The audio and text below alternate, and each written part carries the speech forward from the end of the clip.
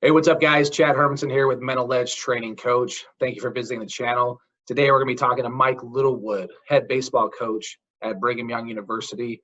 Coach Littlewood is going to bring us some awesome insight into the game of baseball, how the mental game works, what they look for in Division I recruits.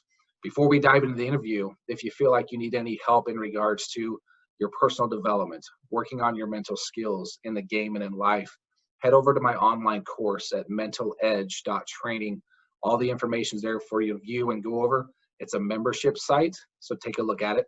Hopefully you enjoy this interview with Coach Littlewood. Thanks.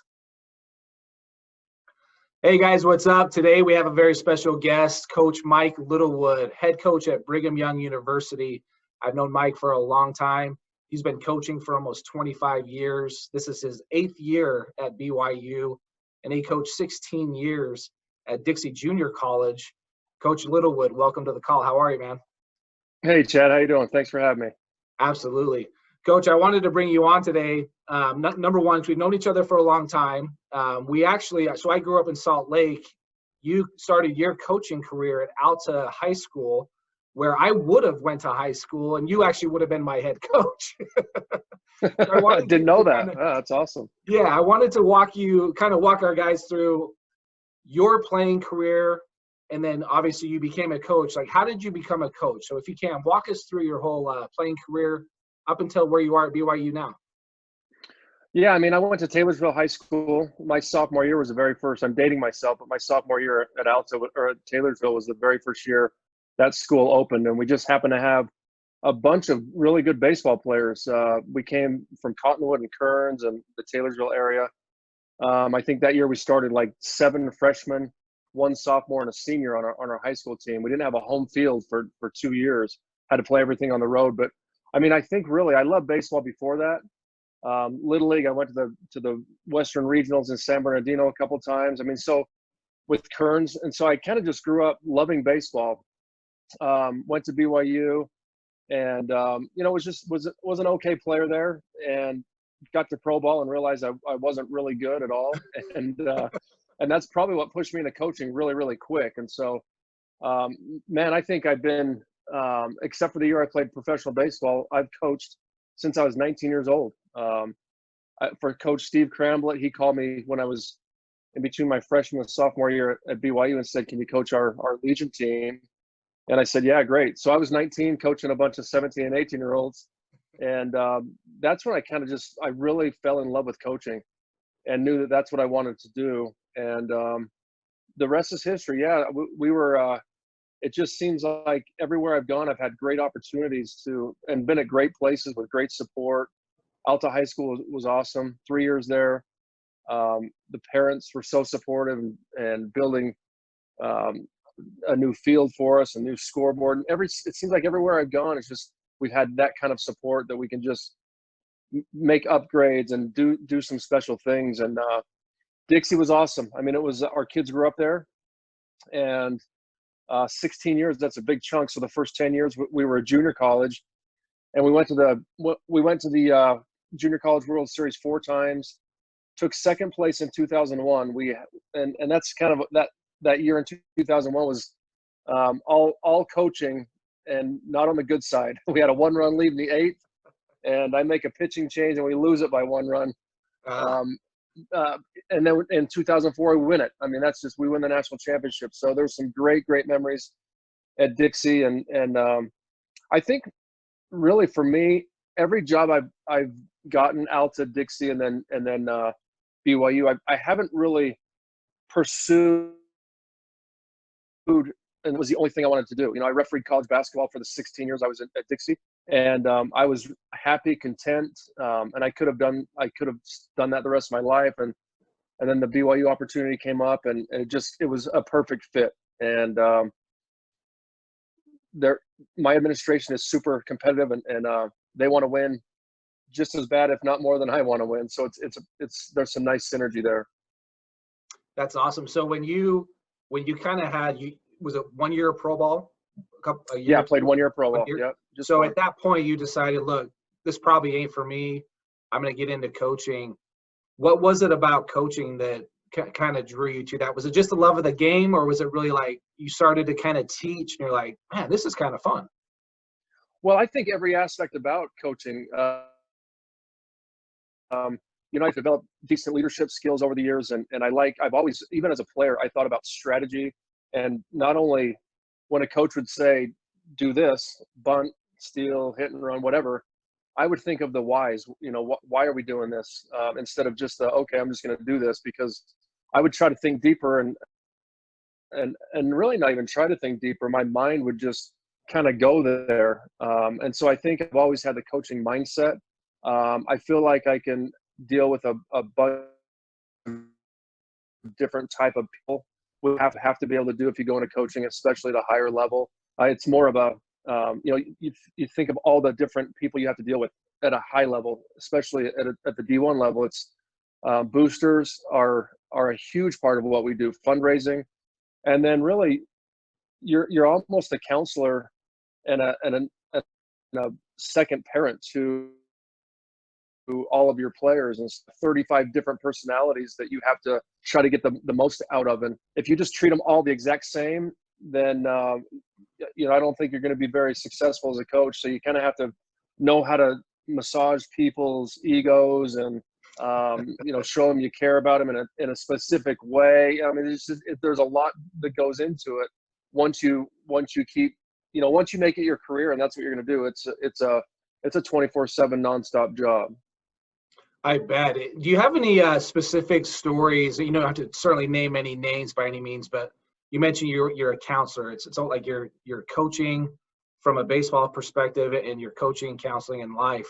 Are there any specific stories that kind of came to you over time that maybe a kid was really struggling in a certain area, that maybe a kid that's listening now is like, man, I went through that. Like, how would Coach Littlewood handle this?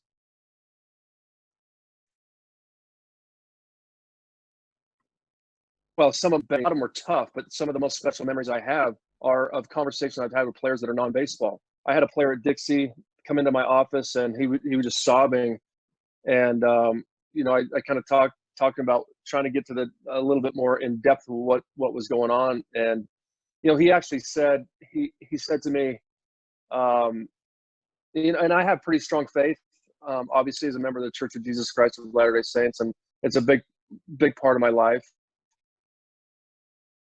And he said, I'm having these issues, and they were pretty deep, dark issues. And he said that, I said, well, have you ever prayed about it to whoever you believe in? Because he wasn't a member of the church, and I don't think he really belonged to any church. And he said, I never really have. I've just always done everything on my own. And it kind of made me realize that there's people out there that don't realize that there's a higher power. Whatever you believe in, there's a higher power, and you can gain strength and support from that higher power. And so I talked to him about that, and it was just interesting that, and I was happy that even though he possibly just looked at himself as a baseball player and one of my players, he had the courage to come in and talk to me about life things, and I think it was a really good conversation that we had, and our relationship was definitely deeper after that, where most coaches and players should be. I mean, that's where it should be, if you can have that open communication. I've had a lot of conversations at BYU with players who are thinking about going on missions, and again, those are pretty emotional things that, and guys who just feel like they get anxiety when they go out on the field, and we try to talk through that. We have a mental strength coach here at BYU, Dr. Craig Manning, who's incredible.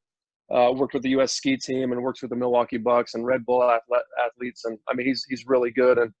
And talk about anxiety and the fear of, anxiety is really the fear of what hasn't happened yet in the future. So we kind of talk through those things, but it's more about putting a ball on a tee and hitting it, or hitting a ground ball, or saying, hey, throw a strike. There's a lot more that goes into coaching than just the physical skills. No doubt. So being at BYU, you're obviously the one school. Maybe you can include a little bit of University of Utah, maybe Utah Valley, but you guys deal with the kids that come to the school. I know back in the day, kids would, before they graduate high school, some would go on their mission right away, or they would come for a year, their freshman year, and then leave for a mission. What is that like, dealing with that? Players kind of coming in and out, and they, on the recruiting side, being able to figure out, okay, what's our scholarship situation here? Yeah. Well, I don't know if anybody knows that. Give me a call and let me know, because I could really use some help there. Our scholarships are right now. Our scholarships are pretty much done and planned out through the 2022 graduates, and so real guys are going to come and go on missions. We never, contrary to some popular belief, we never encourage someone to not go on a mission. We really don't say a whole lot to them about a mission or not. We let them, if they bring it up, we always 100% of the time say, if there's 1% of you that feels like you should go on a mission, then you need to go on a mission. But just be upfront with us. I mean, when we get into trouble and problems with scholarships is when somebody says, I'm going on a mission, and then I'm not going to go. And then they still think that their money's going to be there. And we've had some of those issues, and we can get past those, but things change and things are dynamic and they're fluid with the missionary situation with kids making decisions. But we just want them to be upfront, and we have to do a lot of planning with scholarships. And with this COVID-19 thing, it's been crazy because missionaries are getting sent home. Seniors are coming back. I mean, it's a crazy situation with roster spots right now. And so I'm not sure how we're going to navigate through that, but we'll do our best. Now, for those that haven't really been paying attention to the college side of things, what's going to happen next year? And can you share with us, they've said that now seniors can come back and play. Does that allow your rosters to expand? Like, what's some of the things you're dealing with now as the head coach? Yeah, well, currently the NCAA has allowed rosters to expand at least to the amount of the number of seniors that you want to bring back. But there's another dynamic to this, and that is, and it doesn't affect us as much. We expected probably 3 of our guys to get drafted. Mm-hmm. And now that they're probably not going to get drafted, since the draft's probably going to be, you could probably speak to this more than I could, but it's going to be a condensed draft. I think everybody's in agreement with that. And so you look at the SEC schools who plan on, and a lot of the Power 5 schools who they'll recruit maybe 15 really high-level freshmen to come in for the fall, but they're gonna plan on 10 of those guys getting drafted, and then they're gonna plan on maybe 5 or 6 of their juniors getting drafted, and so now that number is gonna shrink big time. And so where do all the players go? And so I think, I've heard a lot of schools saying to their freshmen that were just freshmen this last year, if they don't project them in their starting lineup this next year, that they just send them to junior colleges. I mean, it's a tough time. We've had to reduce and take away scholarships to thin out the roster, and that's just the nature of what's going on. But man, I can't imagine those SEC schools who have 45 guys. And right now, rosters are only expanded to the number of seniors that you have coming back.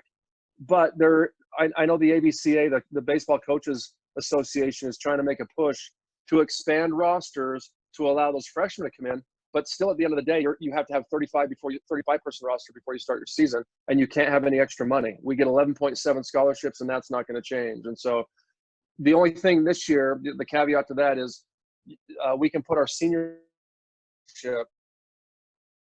again, don't count against your 11 points. It's caught in the middle of this thing and not be where they want to be in the fall. Yeah, I can't even imagine. I know for any players that are that senior that missed out on their senior year, now they're going into their freshman year. Now they're having to deal with, probably their mindset was like, yeah, I'm a dude. I'm going to go into BYU or any Division I, and I'm going to have a chance to win a starting job. Not to say they still don't have that opportunity, but now you're dealing with potential all these seniors coming back. So obviously, now from my understanding, is it up to you as the head coach and your program to say, yeah, we want you senior to come back, that it's ultimately your decision? Is that right? It is. Yeah, it is. And the way we're going to do so everybody is going to get the one thing the insult. Everybody's losing money, but and so to answer your question, yes, we wouldn't have to bring our seniors back. We have two, Jared Lesser, who was in our weekend rotation, and Abe Valdez, who was our starting catcher. We want both those guys to come back. And so unless they somehow sign with a professional team, Abe was from Mexico. And so, there might be a Mexican league team that's interested in him. And I know a couple teams have inquired about Jared Lesser, but I would plan on both those guys coming back. But the way we're going to do it, just to kind of keep everything clear in our minds as a staff and as players, those freshmen that were freshmen this year, we had 16 of them. It was a huge freshman class, as you know. Mm-hmm. Those guys, we're going to classify them as sophomores next year, and then juniors the next year. And then at that point, we'll decide, are you going to help us? Is it going to be a waste of your time to stay here? Should you transfer? And then kind of thin things out at that point. Mm-hmm. And things they'll shut themselves out. If we want them back, then we'll give them another year back. And if not, they can transfer and they can still get that year back. And so, in other words, we're not going to next year. Those guys aren't going to be freshmen again. They're going to be sophomores. And so it kind of keeps everything clear in their minds and our minds. Yeah, that's good. It seems too like this is going to probably take anywhere 2, 3, 4 years to kind of sort itself out in a way. And I would have to imagine too, because I see it from my perspective when you have a senior, a kid has become a senior, but then you got these dudes coming in as freshmen. And a lot of times these dudes as a young freshman are better than that older senior. So the older senior's kind of like, yeah, I'm just going to finish school. I'm going to be on the team. I'm probably not going to play as much unless they're really a draft guy. They might have been drafted already as a junior. But sometimes those guys get through the cracks. They end up being a senior. And a lot of times, though, at BYU, I wanted to talk about the kind of the academic side. It's still pretty tough to get into BYU. When Brent Herring, your recruiting coordinator, I was listening to him one day, and he said, yeah, BYU is a lot like Stanford academically. Like even though you might be playing baseball, we kind of look at ourselves as kind of a Stanford in regards to education, and our classes are actually pretty hard. So how do you guys go about? Yeah, I mean, it's really, so, I mean, if you're just the average matriculating student from high school to BYU, I mean, you've almost got to put up a 3.9 GPA and a 30 on your ACT. I mean, unless you have, and there's a 7-part essay program and different things and I think I know BYU puts a big emphasis on the essay part and your extracurricular activities and kind of what you're doing for the community. It's not just all GPA and ACT based, but obviously with athletics, to be competitive, those standards have to be lowered a little bit, massaged a little bit, but you still have to be a very good student. And then once you get in, I mean, you've got to be able to handle the workload. And so we have safety net after safety net to be able to, I get a grade report every single Monday. So when the kid comes in with us, he's first of all, an advisor, which everybody has an academic advisor, will do their classes for them and make sure that they're in the right classes to make progress towards degree. But then what we do is we'll assign every kid a student mentor. And this student mentor is like a high achieving student that's might even be a graduate student, but that mentor is responsible to stay in contact with the 4 or 5 student athletes that they're responsible for every single day. And then every single week, I get a report on Monday that shows me attendance and grades and like, I mean, it's up to date live stuff that they're doing. I'll get reports from a test that they took over the weekend sometimes. And so I'll get up to date grades on everybody. And then I'll deal with that on either Monday afternoon or Tuesday. I'll have guys come into my office and it's been really a great process. But with study halls and tutors available, we won't lose a kid unless he simply just does not want to go to class. And even then, we'll know about it. And so there might be a one or 2 week drag or lag in that, but we'll know about them. And we just don't lose many guys, even as hard as it is, because all the other guys, it's kind of a great culture because all the other guys will help. Hey, I took this class. Let me tell you, what I did and what the instructor is looking for, and I can help you out with this. Study hall's right across in our team room from my office. I mean, it's just a great culture right now academically and overall, but academically, you need that support at BYU. No doubt, no doubt. That's awesome. I know from a parent's perspective, that's probably definitely a thing that we would look at as a kid going to college. Like, what's the support system here? Like, do they just go to school and they cross their fingers, hope they're going to class and get good grades? It sounds like the complete opposite with you guys. I'm just saying that's the number one thing we get asked by parents, and especially moms. They could really care less about the facilities and the Nike gear and all the Rawlings Club they get.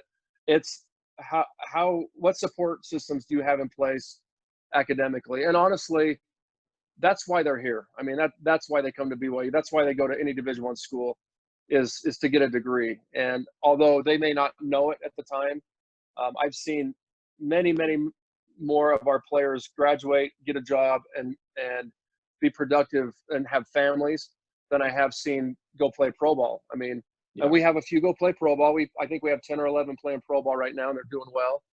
But we have hundreds, even in my 8 years. We have probably 50 guys right now that have families and jobs, and that's really why they're there. So, yeah, no doubt. Usually, because when I personally had experience with the BYU player in the draft and stuff, some of the thoughts are, man, I'm getting my degree because maybe I'm a little bit older, or I'm going straight into a 60,000, 70,000 plus K year job.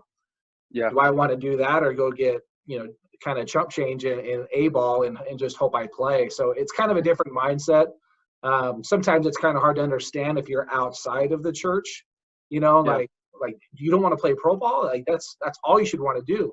And the reality is not everybody's going to have that happen. And you've had your personal experience. Coach Trent Pratt has had his experience. They've all had the experience. And when you get that degree, there's just so many more things you can do with it. Yeah, it just opens up so many other doors. And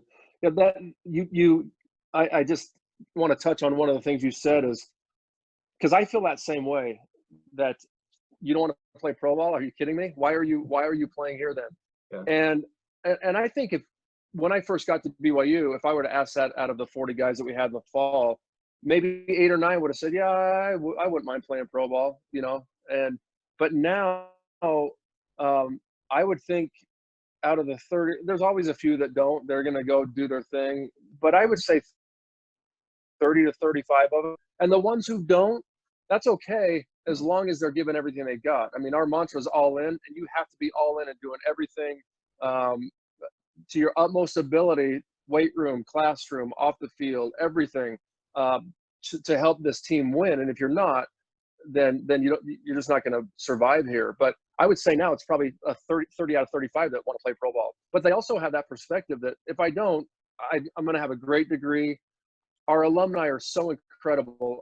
Just real quick, I just kind of made me think about this one thing. We had a former player that wanted to change jobs, and this was about a year ago. And he called me, and he said, "Hey, Coach, I'm having trouble with my job. I'm not sure how much more I'm going to last here, and just reaching out to see if there's anybody that that might have something open up." And literally, I text like 5 guys, and in 2 hours, that guy had an interview, and a week later he was hired by a different company, one of our former players. And that's what's really special about, you talk about how important alumni are and that support system. It's just not the money, it's just not here's money for this and here's money for that.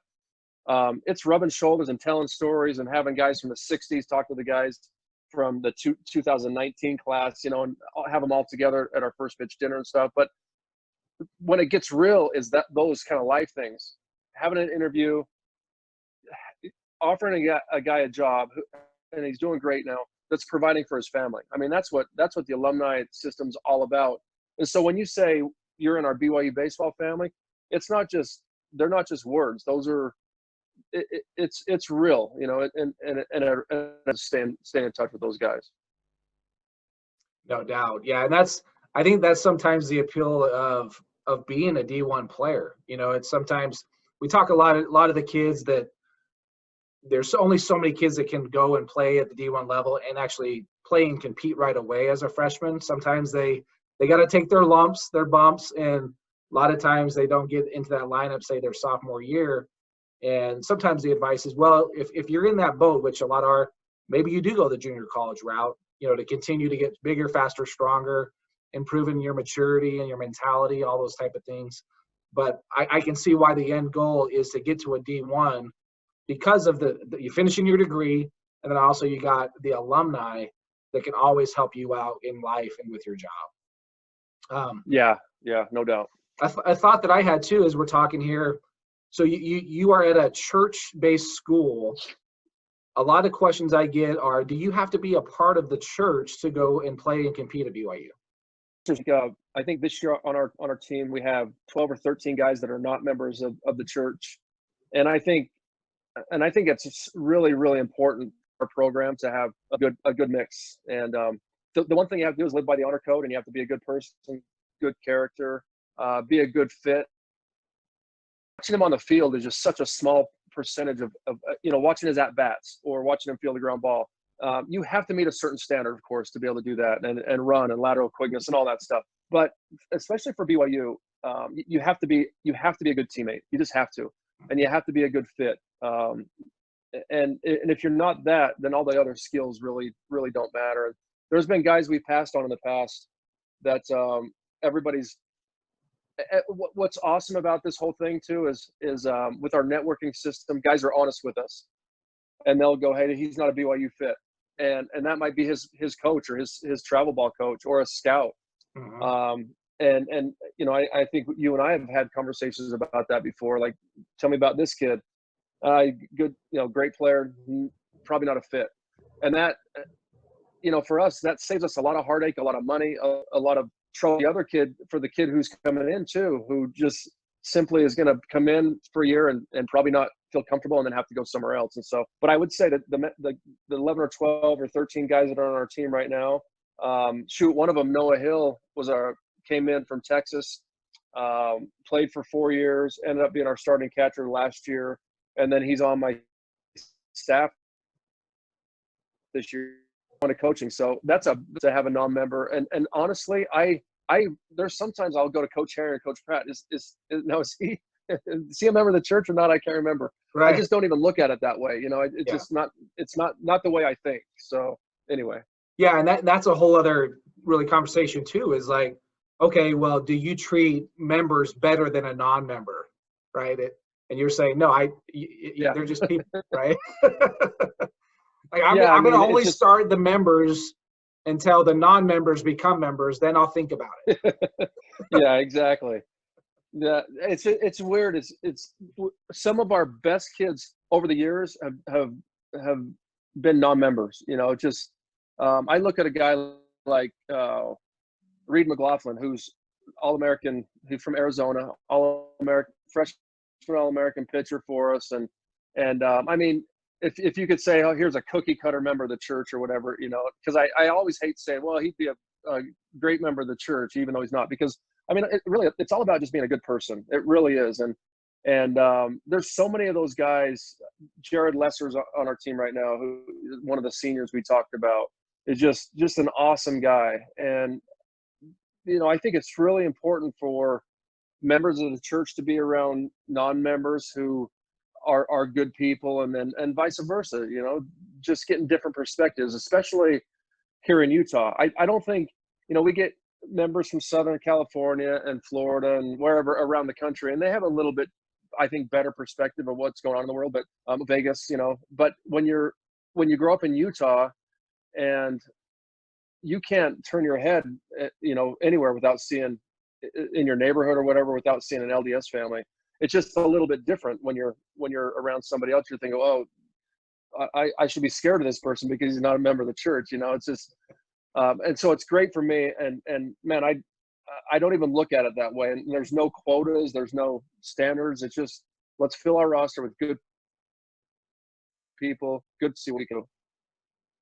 Yeah, that's awesome. I wanted to bring that up because I think that's something that people think about. And that might just write off your school because, oh, well, I'm not a member. Why would I go there? If you guys look at the background that Coach Littlewood is, I mean, when I go scout, it is the sweetest field. It's all turf. You got the mountains in the background. There's usually snow Right on back it. I mean, it's an amazing view, just an awesome place. I wanted to dive in, Coach, with you. You seem to really specialize in working with infielders, and walk us through, obviously there's drills, things you do, but what do you teach in regards to the mindset of an infielder? Well, we want our guys to be aggressive. That's the biggest thing. And like you said, there's different drills. We start in the fall, and it doesn't matter if they're freshman, sophomore, junior, senior. We start them all in the fall, doing cone drills with lateral quickness and pre-pitch routine, moving right and left. But we just be aggressive. And the one thing that I like to do is, it doesn't matter if they play second, short, or third. I work every infielder at every single spot in the infield, even mix a lot of them into first base. I think 2 years ago, not this year, but last year, we had 4 shortstops on the infield. Brian Sue was at first. He was a high school shortstop. And then you go all the way around the infield. We had high school shortstops. And so I think it's unfair for a coach to put a guy at third, short, and second and only practice him there. And then all of a sudden, hey, I need you to move over to second base, because from short to second or third to second, it's a huge move. The angles are different. The hops are different. You feel the ball and turn double plays different. So I like to work them all at every spot. And when we do our summer camps, that's one thing I really stress to the young kids is don't rat hole yourself into one spot. I mean, you're going to be able to offer a team much more if you can play 2 positions, especially if you can maybe catch and play another position. There's always going to be a spot for you. So an aggressive mindset, play with a good game clock, have a good motor. So what I mean by that is, I don't want guys hanging their head after they make an error. I just want them to always be positive. One thing we'll do to get used to a game clock is I'll put Coach Herring on a horn with a stopwatch and a horn, and we'll just, so we know that 4.2 seconds from home to first is a pretty darn good time. So that's usually what we'll do is we'll put 4.2 and we'll blow a horn from the time we hit the fungo to 4.2. So guys can just get used to taking ground balls at a good pace. And there's times to take them working on mechanics. We chart every single ground ball that we take. So we'll chart the touch, we'll chart the transfer, and we'll chart the throw. And, after hundreds of ground balls, if you can see that, and all it is 3 check marks, and you can kind of see that if you're not getting your check marks on the first touch, that means something's wrong. We need to work with your hands just a little bit more, get your hands in a better spot. Or if you're good with the first touch, you're good with the transfer, but your throws are kind of erratic, we on that a little bit and work on your throws. And a lot of times throws are a result of poor footwork. And so then we can start with the base of the footwork, and as well as a transfer. And so those are some of the things we do, but we want an aggressive mindset playing with a good game clock. What just drives me crazy is a routine ground ball that we're taking our time on, and all of a sudden we don't know that this runner who we have already scouted, and they know he's a green runner or a fast runner, beats our throw by a half step because we have a slow motor on the infield. And so those are some of the things, just awareness and leadership and aggressiveness in the infield. Yeah, that's definitely one thing that bugs me like crazy, especially at the high school level. You're going to say, watch that shortstop, ground ball's hit. They're trying to be flashy, trying to show off. I'm going to hold up a little bit so I can show my arm strength, and then the runner's safe. You're just like, I don't care about your flash. Make the play. Yeah.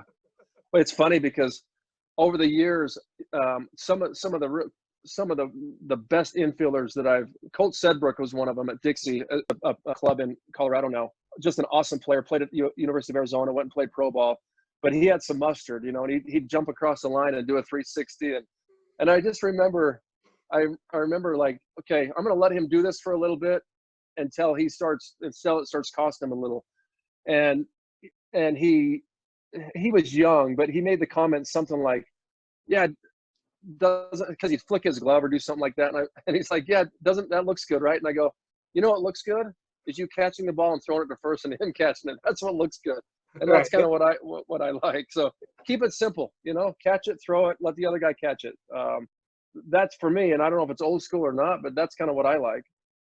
No doubt. I mean, a lot of times these younger players, they watch, say, like a Javi Baez with the Cubs, who it's just such an unbelievable talent and makes things look so easy, can do things a little bit at that level.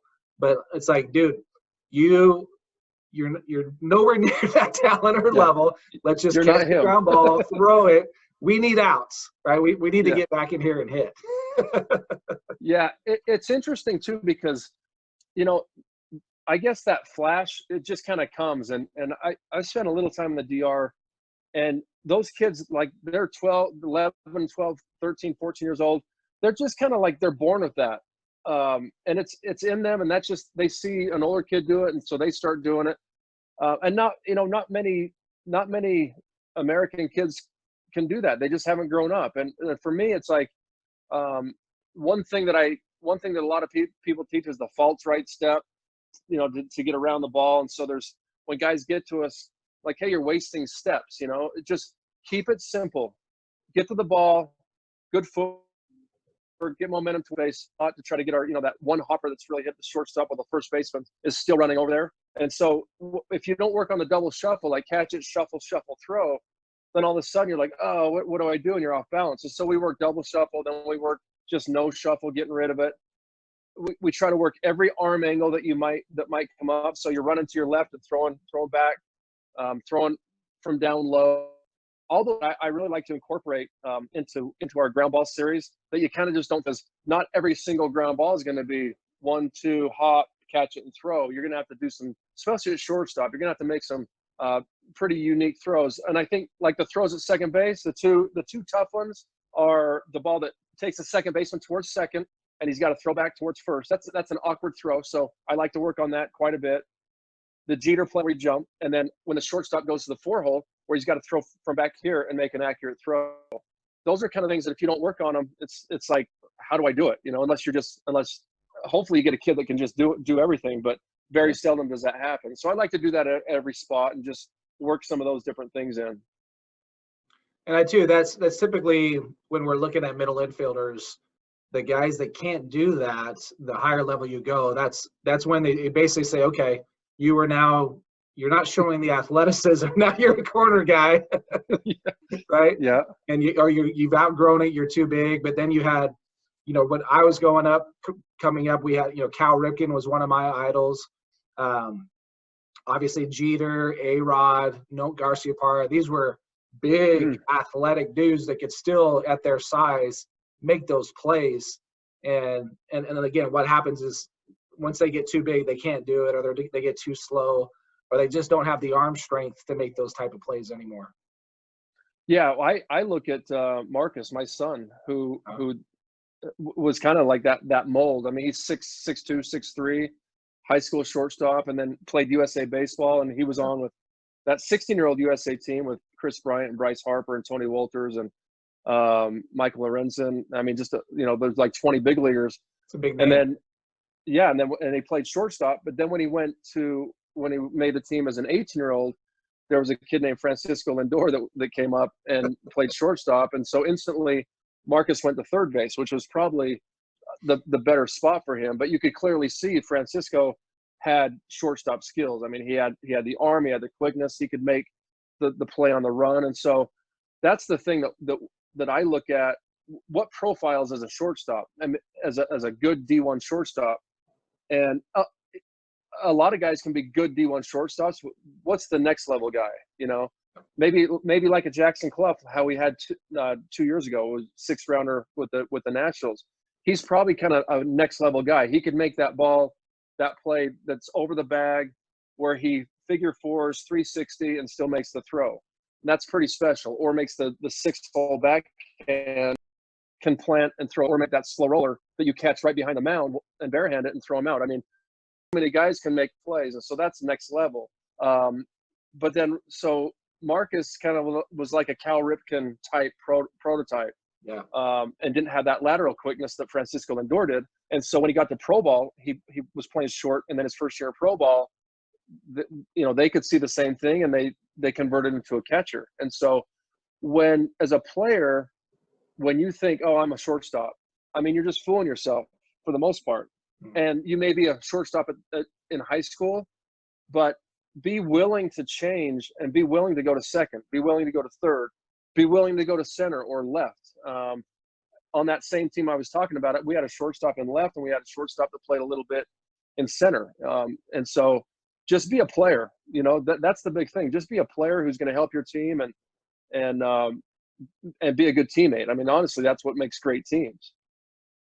Yeah, and I think it's really important because, as you know, I was drafted as a shortstop, and as I came up as a shortstop, can make plays, can do all things. I had really huge problems with my erratic throwing, you know, just all over the place. Like it's coming in hot, and just was never able to figure it out. But it got to the point where I was like, well, this isn't fun, you know, and Right. my mindset was like going to the yard constantly thinking about erratic throws. You know, it takes you and it consumes you. And then for me personally, it got to the point where, like, look, I grew up really as a center fielder. You know, get me off the dirt.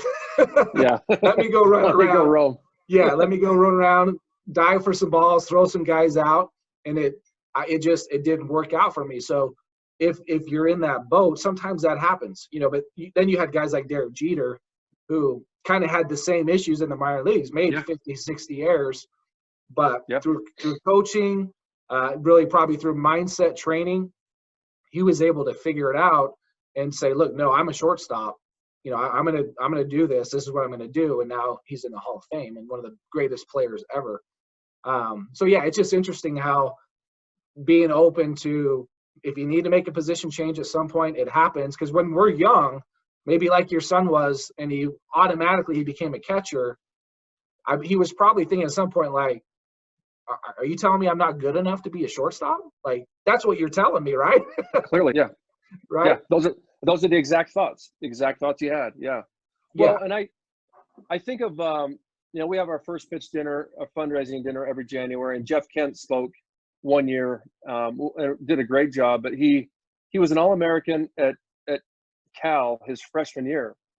And then, and I guess my point to the story is that mental thing can happen to the best of us, you know? And the one story he told us of his mindset his sophomore year, he said, I was an All-American my freshman year. And then all of a sudden my sophomore year, nobody counted on me my freshman year. I just go play. But my sophomore year, I was the guy, you know, as a sophomore, and all these expectations were set upon me. And he said, whenever I would get on the bus to go to the field, I wouldn't stop. You know, we've all had that thing. I like putting on the uniform. I like going on the trips. I like being a part of it. But when it's game time, I don't really want to play the game. I mean, we've all had those negative thoughts, you know, and he got over them and had some stories of how he did that. And I think a lot of it's just preparation. You know, if you're prepared, that takes a lot of the anxiety away. If you have subconsciously, your skills are set and you can just draw from your subconscious and it just happens, that's going to happen for you and you're going to be successful. But if you think you're alone in those negative anxiety filled thoughts, I don't think there's a player that's ever played this game that or any sport at all that hasn't had those thoughts of, oh wow, I'm going to fail today. I mean, that's just one of the things that you simply just have to get through. Somehow, some way you have to get through it, but you're not alone for sure. Yeah, no doubt. And that's really the whole point of kind of doing this is every person I talk to, when I give them a chance to share their story, there's something that comes up in there, whether it was offensively, defensively, they're on the mound. There was sometimes something in there that was like, yeah, there was a point where I thought I was awful, you know, that I stink, or I went through my slump and I couldn't figure out how to get out of it, but I did eventually. You know, I got that hit. Something happened, something clicks. Maybe it's a coaching cue from a coach like yourself that they finally said, oh yeah, that works. And then they can kind of shift their focus, get out of their own dome. Yeah. And just start working on just getting better through that preparation to try to eventually work at a subconscious level on the field where it just happens and flows.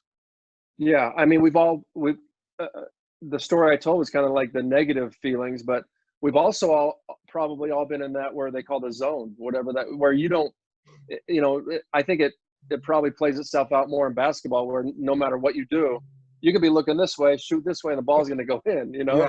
Or Yeah. if you're putting or whatever you're doing, and at the plate, we've had those times where the ball just looks so big, it doesn't matter who's throwing, you're going to get a hit. And then there's those other times that it doesn't matter who's throwing, you're going to get out, So the consistency, what I love in a player is a player who thinks he's just a little bit better than he is. We were talking, Pratt and I were talking about this last night, about some of our players that have gone through our program over the years, Dixie or BYU or whatever. But those players they're just average players with average skills, but they think they're really good. And it's not cocky, it's not arrogant, but it's confident and it's assertive, and the dugout can be yelling at them, the opposing dugout can be yelling at them, and they just smile. They don't cower down, and it's just it's that inner confidence. And we also came up with a few, and most all of them came in as freshmen, and they were kind of like timid and a little bit nervous. They were almost opposite of what they became. And so, I think if you ask most of our freshmen, I'm probably pretty hard on them, just as far as like pushing, expecting excellence out of them. And if they do something wrong, it's like I'm on them. There's not a whole lot they can do, whether it's tying their shoe or lacing up, whatever. I want them to do things a certain way, and I'm going to hold them accountable. But then I look at a guy like Jackson Clough or Brock Hale when they're freshmen, because Brock was like that too. Brock had an opportunity to start after someone got hurt his freshman year, and he was too nervous to do it. And so I took him out, put Keaton Kringlin in, and he ended up being a freshman All-American. But Brock had his chance. Well, Brock ended up being one of the best hitters BYU's ever had in BYU history. And it was just kind of a mindset, and it developed over the year. But I didn't say a whole lot to him his junior and senior year. It was like, okay, he knows what my expectations are now. I was pretty hard on him his freshman year and sophomore year. And so I would think that if you ask most of the players who have been through our program, is Coach tough? Yeah, he's pretty tough, but it made me more mentally strong. It made me mentally where, man, when somebody from the other dugout was yelling at me, I didn't care. It didn't matter to me at all, because my expectations and his expectations are way higher than what they could ever expect from me. So there's kind of a fine line, but I do believe, my point of this was, I do believe that the player needs to feel that the coach has his back and that the coach has confidence in him. And it's kind of a two-way street. You got to do the things you do on the field to gain that trust. And so it's kind of a relationship that develops over time, but I think it's really important for a coach to try to always show that support and trust for the kid to a certain point, but it's also got to be earned. So that's one of the tough things about coaching. Yeah, no doubt. And like you said way back at the beginning, that you got to kind of treat everybody a little bit different, because some kids, maybe they were a dude in high school and their high school coach let them get away with basically anything, and there was no discipline. And then all of a sudden they come, and now they're timid, maybe a little bit scared as a freshman. They're with older players now. They're like, I don't know where I fit in here. And now coach is getting on me because I just screwed up. That can bury a kid for a little while. And now they're unsure of themselves. They don't know what to do. So I would say that kind of the message there too is to be open and be willing to listen to criticism from your coach. And it doesn't mean that he hates you, that he's trying to make you better and get on you, maybe motivate you a little bit to start, hey, let's go. Let's get this thing done. Yeah, oh, for sure. I always tell my guys, like, I've got 3 boys and a daughter, and I said I'm mad at those guys. I've been mad at those guys before in my life. It doesn't mean I don't like them. I still love them, and it's the same thing with you guys. I tell them, when you should start getting worried if I'm not paying any attention to you at all. Yeah. Because then you're kind of like, then you're probably written off because you either haven't done what you're supposed to do, or you're kind of fighting the system. Or sometimes you just, hey, I don't want to play anymore. Coach isn't going to put me in. And that happens. I mean, unfortunately that happens, and you kind of go with the horses that are going to lead you there. But to me, it's like, you hold. Somebody asked me a long time ago, well, you need to treat everybody the same way. Not really. I mean, that's not really how you coach a team.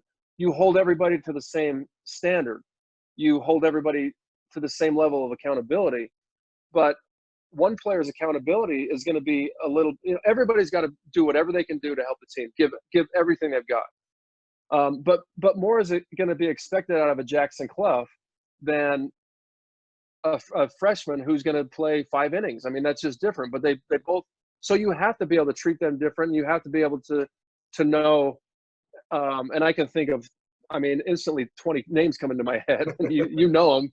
You know I'm talking. So I'm not going to name names, but some guys need a pat on the back and more of a, if you get on them, they're like, oh, coach doesn't like me, and you're not going to get anything out of them. And a lot of guys, if you do that too, they're like, well, why isn't coach getting on me? I screwed up here. So you have to get to know their personalities to know what's going to like trigger them a little bit.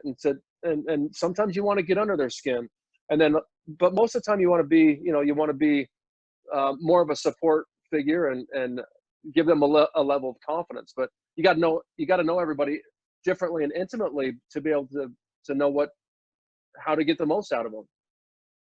So you got to know their love language.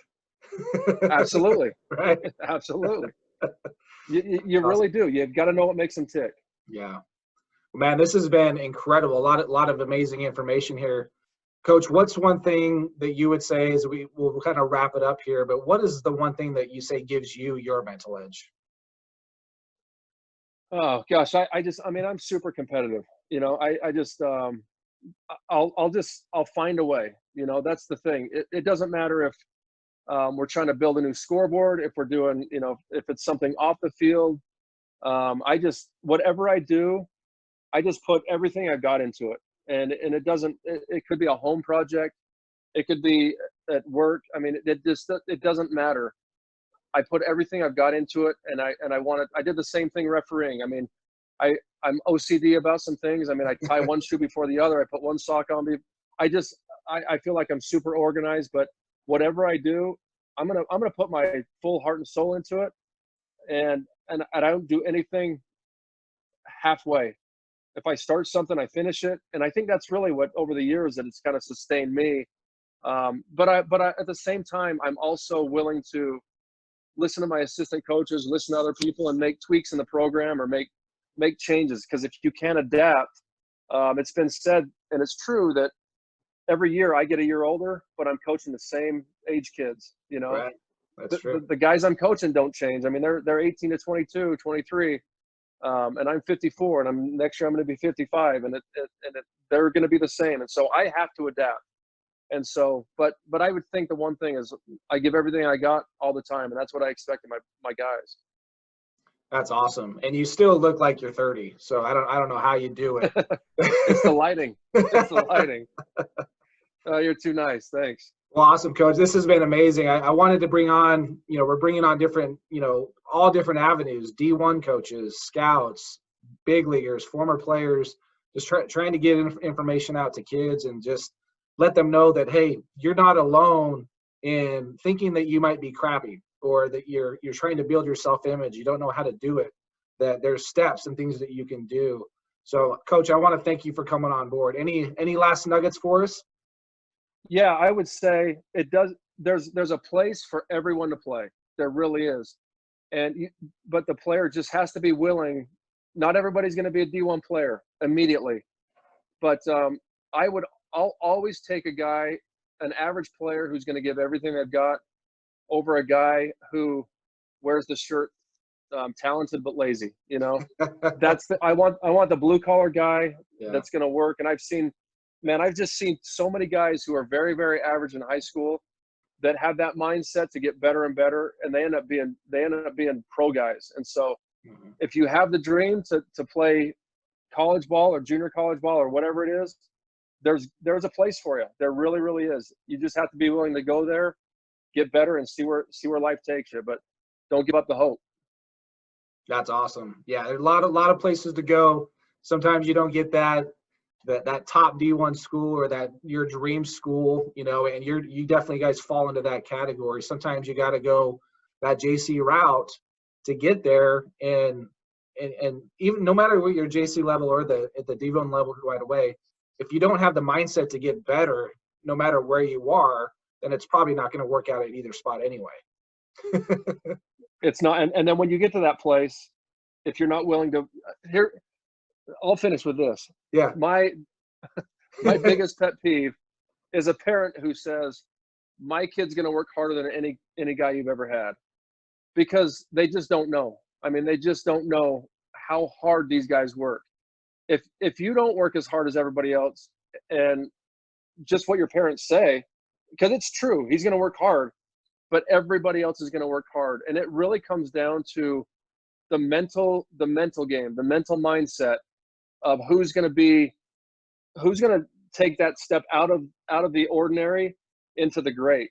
And it's their mind. It's going to be that mental toughness that's going to do it, because every single guy I've got works hard. And if they don't work hard, they're going to get kind of pushed out of the herd by the rest of the players. So that's a given. I don't even need to hear that from parents, because I know they're going to work hard. It's just not going to be accepted not to work hard. So I would say work on the mental game and get that part of your life and your game worked out, and you're going to be just heads and tails above everybody else. And so that's my soapbox. No, that's awesome. I completely agree with that. Like, everybody works hard. You know, it's that. What are you going to do extra? You know, what are you going to go far above and beyond? All that stuff. So great stuff, Coach. I want to thank you for coming on board with us. Make sure you guys follow BYU. They have some amazing stuff online. But thanks for visiting the channel, and we'll see you in the next episode. Thanks, Chad. Go Cougs.